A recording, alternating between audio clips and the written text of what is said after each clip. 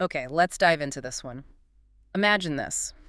A missing person case, it goes cold for years, then boom, a confession. Right. But then, the person who confessed, they get acquitted in court. It sounds like something out of a novel. It really does. But this actually happened. We're looking at a really baffling case from Bergen, Norway, way back in 1958. Astrid Aardal, a local hairdresser, she vanishes, and apparently she had a lot of cash on her. Yeah, the figure mentioned is 33,000 kroner back then. Our sources calculate that as nearly 500,000 kroners in today's money. That's significant. And she disappeared from this farm she rented near Nesttun, owned by a couple, Sigurd and Else Hollekim. That's them. And, initially it was just treated as, well, a missing person, standard procedure. Police looked for her. Oh, yes. Searched the area, even brought in Navy frogmen, but found absolutely nothing. Zero trace. No body. But that's not where it ends, obviously. Not even close. Years later, it just explodes. This incredible twist leads to a trial that was, well, sensational. It really makes you question everything about confessions, about justice. So our mission here is to really unpack that.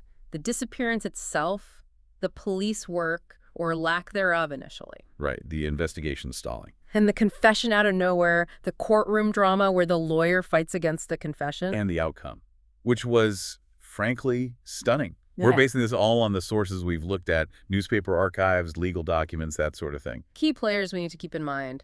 Astrid Aardal, obviously. The Hollekims, Sigurd and Else. And later on, this major figure emerges, Alf Nordos, the defense lawyer. He becomes absolutely central. So the scene is Frensdal's Gård, the Hollekim farm. January 18th, 1958. Astrid Aardal, 44 years old, disappears. And it's the Hollekims who report her missing. They're the ones who tell the police about the money. Interesting. And early on, wasn't there some theory about her running off? Yeah, there were whispers. And the police even chased the lead for a bit about her disappearing with a young Hungarian waiter, a refugee. A 19-year-old. That's right. They looked for him, but it fizzled out. That lead went nowhere. Meanwhile, these big searches find nothing. So what did the Hollekims actually say happened? Well, Sigurd, the husband, he described Astrid as seeming restless, maybe depressed. Said he saw the money on her table, claimed he actually saw her leave the farm. Okay. And Else? Else denied taking any money from Astrid, which is, well, it clashes a bit with some source claims that Astrid had actually invested quite a bit through Else. Ah, the financial angle again. Else apparently talked about American dollar investments. Exactly. That whole money situation feels important right from the start, doesn't it? It really does. And there was that other detail, the really creepy one. Yeah. About the car. Oh, yeah. Chilling. A relative lent Else a car around that time. When it was returned, this relative reported a strange smell. Described it as like a cadaver. Yes, specifically comparing it to smells from the war occupation. Really unsettling. But despite that and no body, the case just stalled. Pretty much. Police did question Sigurd again over a year later, April 59. But then, incredibly, the case was officially dropped. Closed. So, investigation over. But the story, for the community, wasn't over at all. No, far from it. And this is where it gets really damaging on a personal level. Gossip. Rumors took over. And they targeted someone completely innocent. Yes, a local builder, Mikael Myking, falsely accused for years. And our sources suggest Else Hollekim herself might have, well, helped start those rumors. So? There's a detail about her frantically calling Myking's wife the very day Astrid vanished, almost like she was trying to pin something on him, or establish an alibi, perhaps. It's unclear, but suspicious. That's awful. So Myking gets dragged through the mud by gossip. Terribly. It's a stark example of trial by rumor. He suffered immensely. Financially ruined, health problems. He even went to the civil ombudsman about it. Why? Because he felt the police weren't doing enough about the defamation, the slander against him. It just shows how destructive that kind of community gossip can be.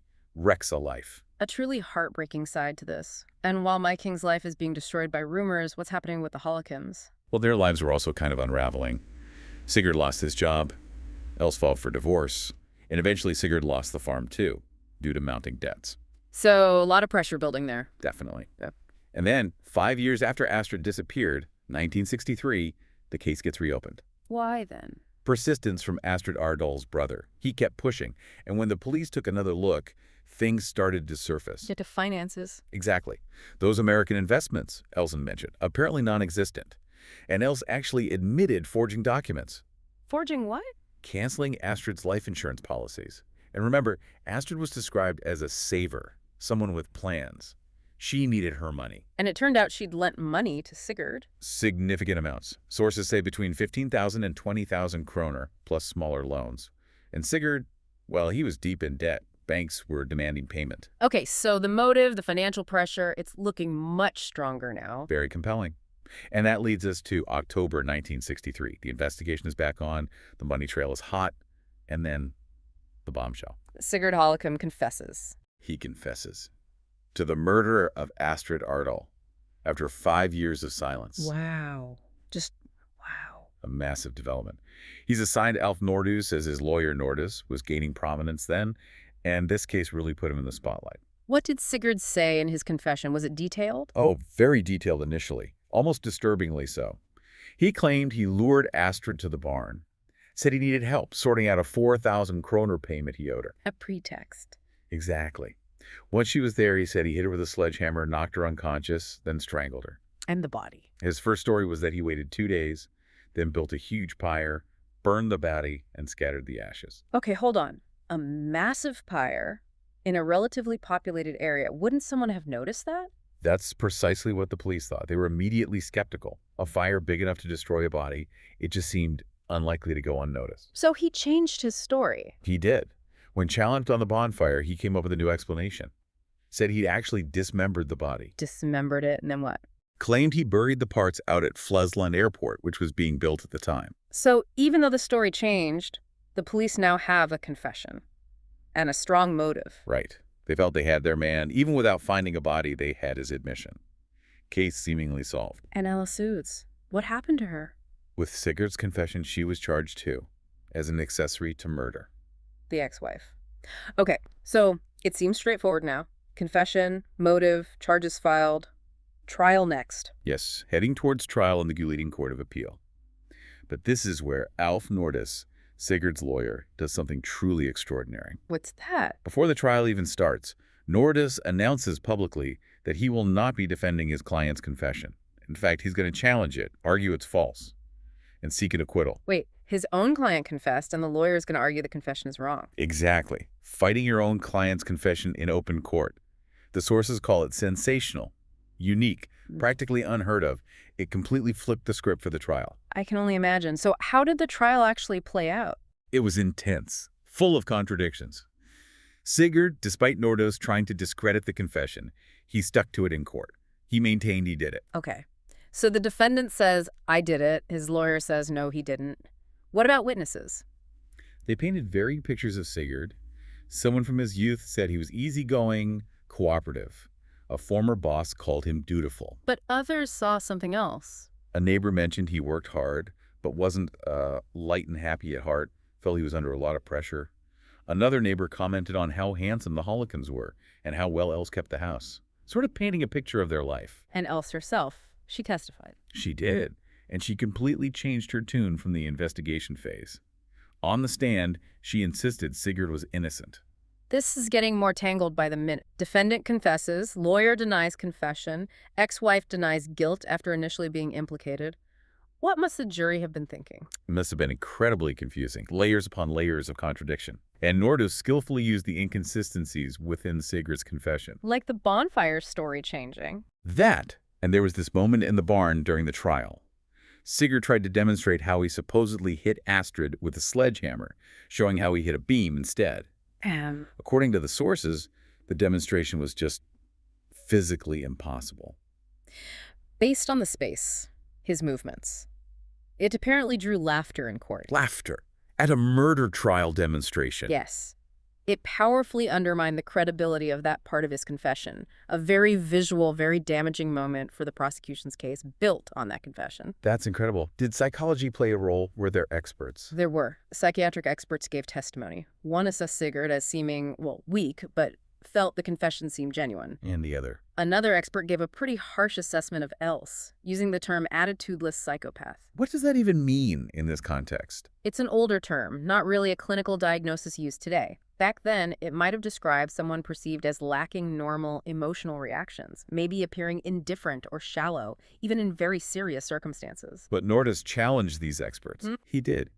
He questioned their conclusions, especially pointing out the long gap, 5 years, between the crime and these psychological evaluations. How reliable could they be after so much time? So Nordis is attacking the confession on physical grounds, like the barn demonstration, and questioning the psych evaluations due to the time lag. What was his main line of argument? His core argument was simple but powerful. The prosecution's evidence, aside from the confession, was weak, and the confession itself, unreliable. How did he argue someone would falsely confess to murder? He raised several possibilities, drawing on psychology. Maybe Sigurd was trying to cover for someone else, maybe it was morbid guilt, or even something called psychogenic psychosis, extreme stress causing symptoms, maybe leading to false beliefs or actions, Like maybe Sigurd felt guilty about something and confessed to the worst possible thing. potentially. Nordos hinted Sigurd might be judging himself by some harsh internal moral code. His bottom line: the state hadn't proved murder beyond a reasonable doubt, confession or no confession. Takes real nerve and skill to argue against your own client's words like that. And Elsa's lawyer, did he add anything? Oh yes. Tolif Backoff Tollefson, Elsa's lawyer, dropped another bombshell. He strongly hinted Else was close to telling a completely different story. What did he say? He quoted Else urging Sigurd in court, saying something like, "Now you have to say the truth, Sigurd, so that we do not both come in ulaka." Ulaka meaning basically ruin or grief or misfortune. So tell the real truth so we don't both go down. Essentially, yes. And Backoff Tollefson didn't stop there. He claimed, based on what Else told him, that he knew who really killed Astrid Aardal. He knew, but didn't say. Said he couldn't. Attorney-client privilege? Bound by confidentiality because Else was his client? Good grief, the courtroom must have been buzzing. So, recap. Sigurd confesses. His lawyer says it's false. Ex-wife says he's innocent, tells him to tell the real truth. Her lawyer says he knows the real killer but can't talk. And that strong economic motive. It seemed to get a bit muddied or modified during the trial, according to reports. Less clear-cut than initially presented. Plus, they dug up the airport where Sigurd said he buried the body parts. He did, based Yeah. on his revised story, and found absolutely nothing. No remains. So, with all that, confession, no body, impossible demonstrations, conflicting testimony, lawyers hinting at secrets, what did the Gulating Court of Appeal decide? The decision was, well, astounding.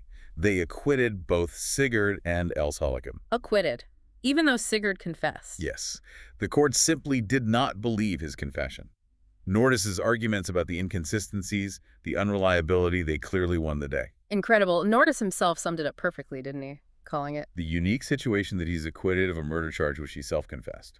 You just don't see that. What happened afterwards? Did Sigurd seek damages for wrongful prosecution even though he confessed? No, apparently he said he wouldn't. Stated the state had spent enough money on him already. But Else. Else did receive compensation, 25,000 kroner in reparation from the state. And her lawyer, Backoff Tollefson, the one who claimed he knew the truth.